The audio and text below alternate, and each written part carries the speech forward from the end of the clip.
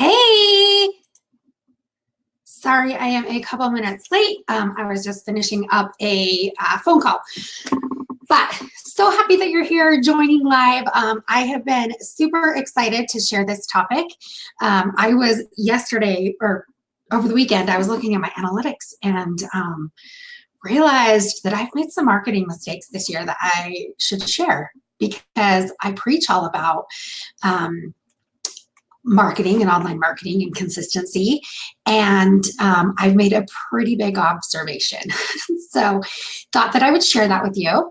2019 is almost halfway over, which, full disclosure, is a little bit scary and a little bit happy for me. It's both. 2019 has been kind of a rough year, so I really want it to be over. But then I also really want there to be warm weather and not snow. So anyway, I digress. So today I'm going to share the marketing and social media mistakes that I have been making during 2019, and I have vowed to never repeat them, like ever.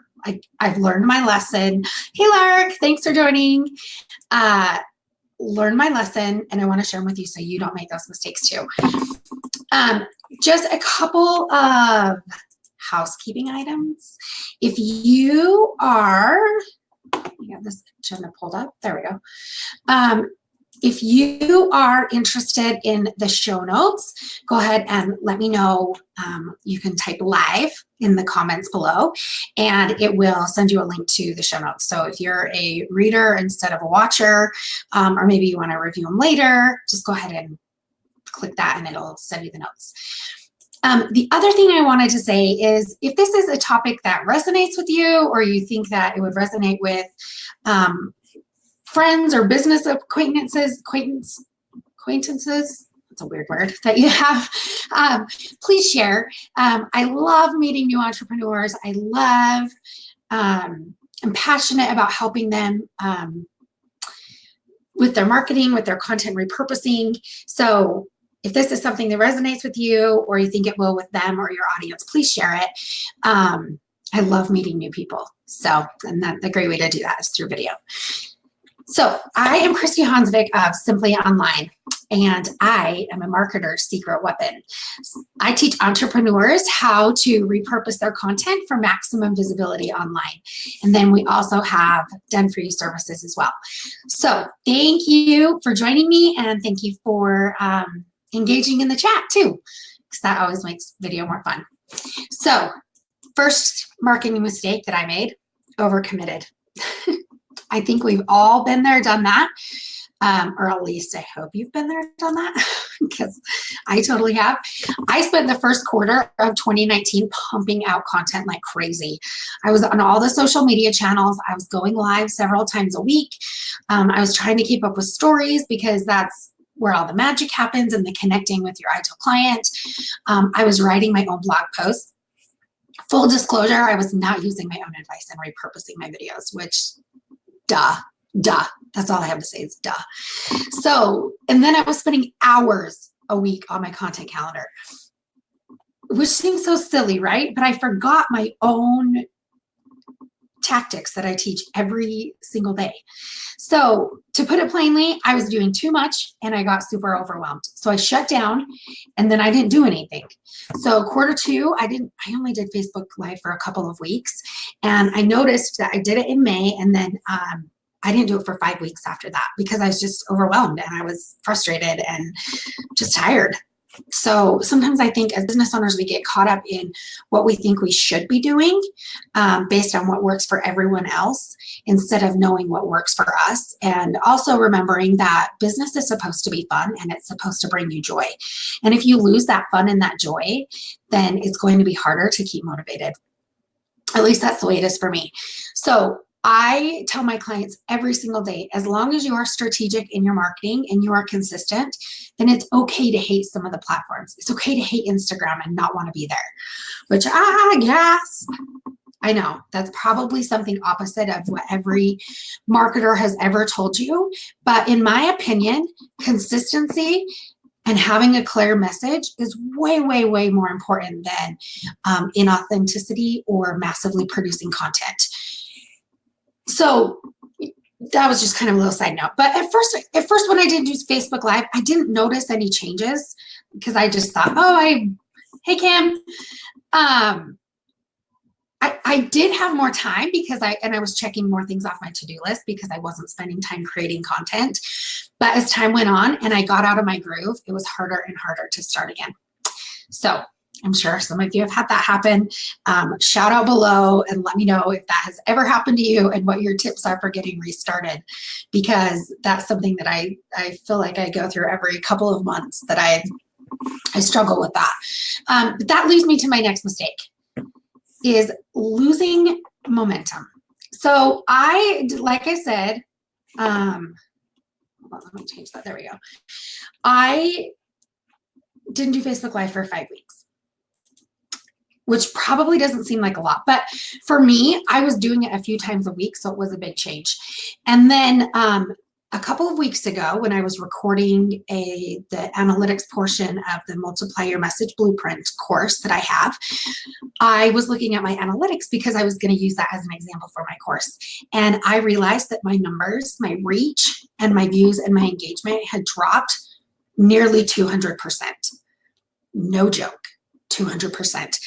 I was shocked and embarrassed because I thought, I can't teach about analytics when clearly mine suck right now.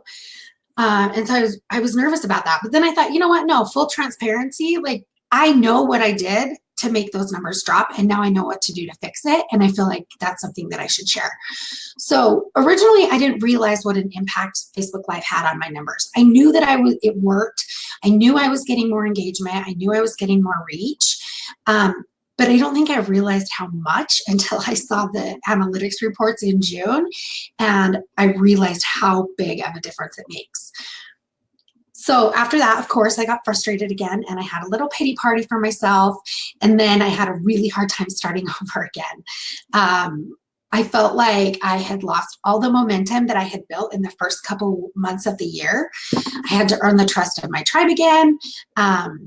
I had to remind them that I'm still here and I'm still committed to the process, and I love sharing what I know. So it's not super fun to have to regain that momentum when your numbers are so far down. But knowing what works is so, so important for your marketing. So for me, I know that Facebook Live works for me. As uncomfortable as it makes me, which I'm getting better at, but sometimes as hard as it is to think of a topic or even just get the courage to go live, whatever it is, I know that works. So I know that's something that I have to get over. You have to know your analytics. You have to know what works. Maybe Facebook Live doesn't work for you. I don't know. You'd have to look at your numbers, but maybe you get way more engagement on Instagram than you do on Facebook. Then you probably should be spending some more time on Instagram. So, but you're never going to know that until you know what your numbers are. So don't skip what you know works, because if it works, don't change it. The last thing, so third thing that I learned is not being social on social media. Weird, right? So in the last couple of months, because I was overwhelmed, because I lost momentum, I was having a hard time being social regularly on social media. So my team was posting for me, and I had blog posts going out. So the consistency was there that way, but I wasn't spending time every day talking to my audience, participating in groups, reaching out to current connections. So I lost that momentum too. So social media is all about being social. We have clients come to us quite often that say, I hate social media. I don't want to do it. Like, here's my stuff. You just take care of it. And I'll just sit back and reap the rewards. I want to tell you, it is nearly impossible to create a strong presence when you aren't on social media yourself. Your tribe wants to hear from you. They want to connect with you. So while outsourcing is, obviously I support it since I'm an outsourced company and that's what people hire us for, it's still critical that you remain involved in your social media and that you're engaging with your audience. It's about building those relationships, and there isn't anyone in the world that can do that for you.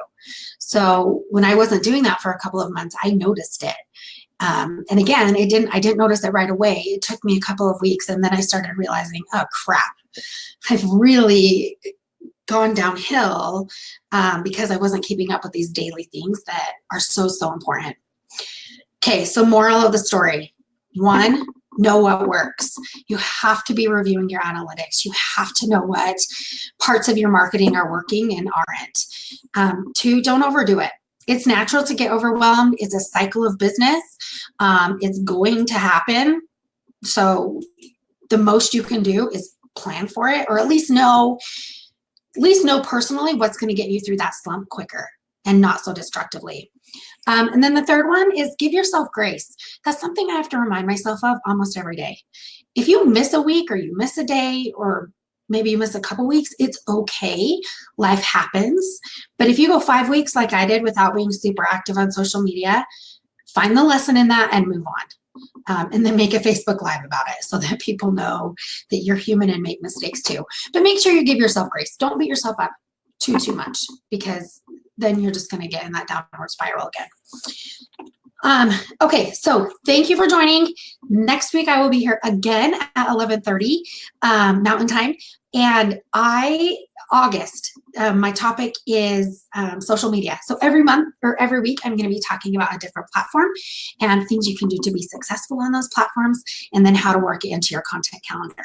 I'm really excited about that because we get questions about social media quite often, like, when should I do this and when should I do that? I also want to announce that I'm launching round 2 of my multiplier message blueprint course. It's been super fun. I've gotten some super great feedback, so I can't wait to share that with you.